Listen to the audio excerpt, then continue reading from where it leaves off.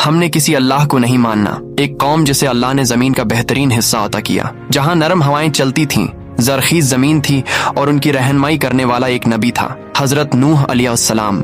मगर सोचो, पूरे 950 साल तक एक ही शख्स, एक ही पैगाम, एक ही कौम को समझाता रहा कि सिर्फ अल्लाह की इबादत करो वरना अजाब आएगा। और जवाब में ये लोग अपने नबी का मजाक, तंज और दुश्मनी करते थे। नूह, यहाँ से चला जा, हमने किसी अल्लाह को नहीं मानना। फिर एक दिन आसमान ने अपने दरवाजे खोल दिए, जमीन ने अपने छिपे हुए चश्मे फोड़ दिए और सब कुछ एक गहरे तूफान में डूब गया। कौम नूह हजरत आदम अलैहिस्सलाम के बाद इंसानी तारीख की सबसे कदीम कौमों में से एक थी। ज्यादातर रवायात के मुताबिक ये लोग बाबिल यानी आज के इराक के आसपास रहते थे। जमीन हुसैन थी, फसलें अच्छी थीं, जिस्म ताकतवर, लंबे ऊंचे, पहाड़ों जैसे कद वाले लोग आज के लोगों से कहीं ज्यादा मजबूत। कौम नूह के पास हर चीज थी, मगर सबसे बड़ी नामत तौहीद वो भूल गए थे। रवायात में आता है कि पहले वो जिन नेक बंदों को याद करते थे, लोगों ने सोचा कि उनकी याद कायम रखने के लिए तस्वीर बना लें। बस तस्वीर से ताजीम, ताजीम से सजदा और सजदे से शिरक शुरू हो गया। ऐ हमारे माबूद, हमारी मुश्किल आसान कर दे, हमारी जिंदगी में सुकून दे दे। कुरान बताता है ये पत्थर बन चुके थे, मगर उनके दिल पत्थर से भी सख्त हो गए। इसी कौम के हवाले से कुछ रवायात में एक अजीब हस्ती का जिक्र मिलता है, औज बन उनक। उसका जिक्र कुरान में नहीं, सिर्फ कुछ कदीम रवायात में है। कहा जाता है कि वो बहुत लंबा कद का, बेहद ताकतवर था, कभी कभी पहाड़ों को कदम से हिला देता था। लोगों में उसके किस्से मशहूर थे और वो कौम की तकब्बुर की मिसाल बन गया था। इसी अंधेरे में अल्लाह ने अपनी रोशनी भेजी, हजरत नूह अलैहिस्सलाम। कुरान कहता है, और हमने नूह को उनकी कौम की तरफ भेजा और उनका कौम के दरमियान रहना 950 साल था। वो कहते, मैं तुम्हारे लिए अल्लाह का साफ और खुला डराने वाला हूँ।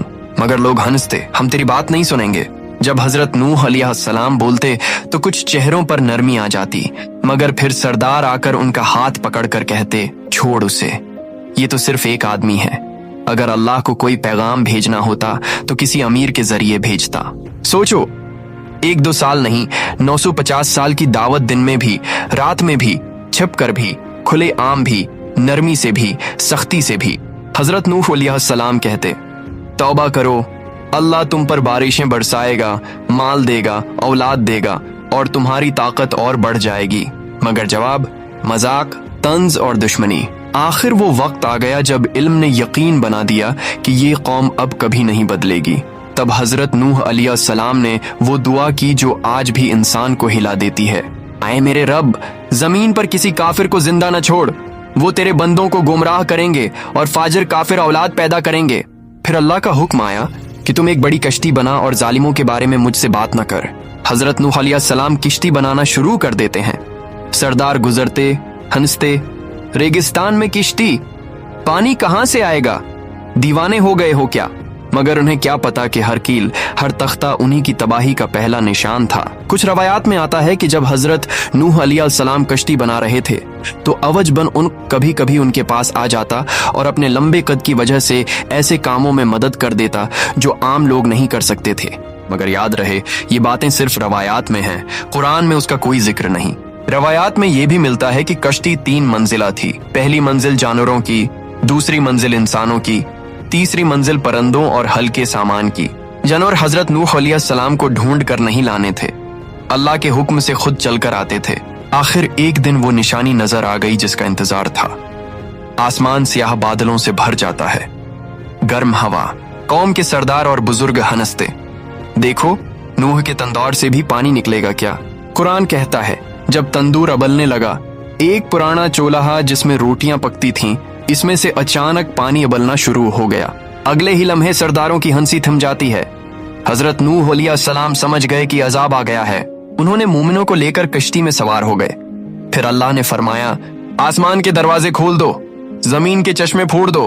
पानी ऊपर से बरसा, पानी नीचे से अबला और दोनों पानी मिल गए इस तकदीरी पर जो लिखी जा चुकी थी। हजरत नूह अलैहिस्सलाम अपनी कौम की तरफ आखिरी दफा देखते हैं। उनकी बीवी दौर अपने घर के दरवाजे पर खड़ी थी। नूह अलैहिस्सलाम पुकारते हैं, आओ, अल्लाह की पनाह में आ जाओ। मगर उसने मना फेर लिया। वो उन कमजोर सरदारों के साथ गुम हो गई। नूह अलैहिस्सलाम के 3 बेटे साम, हाम और याफिस उनके साथ खड़े हैं। उनकी बेटियां भी अपने शौहरों के साथ कश्ती में जगह ले चुकी हैं। औरतें चीखते हैं, सबको उठाओ, ये क्या हो रहा है? लोग भागते, मगर पानी हर तरफ से आ रहा था। नूह सच कहता था, अजाब आ गया, हम तबाह हो गए।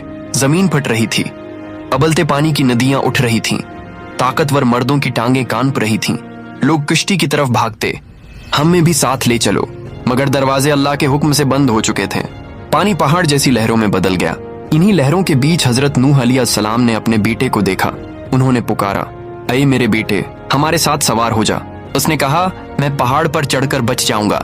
नूह अलैहिस्सलाम बोले, आज अल्लाह की पकड़ से कोई नहीं बच सकता। और फिर एक लहर उनके दरमियान आ गई और बेटा डूबने वालों में हो गया। सर्फ तूफान गरज रहा था, आसमान का रंग सियाह, हर तरफ चीखती हुआ जिसे सुनकर लोग डर कर रो देते।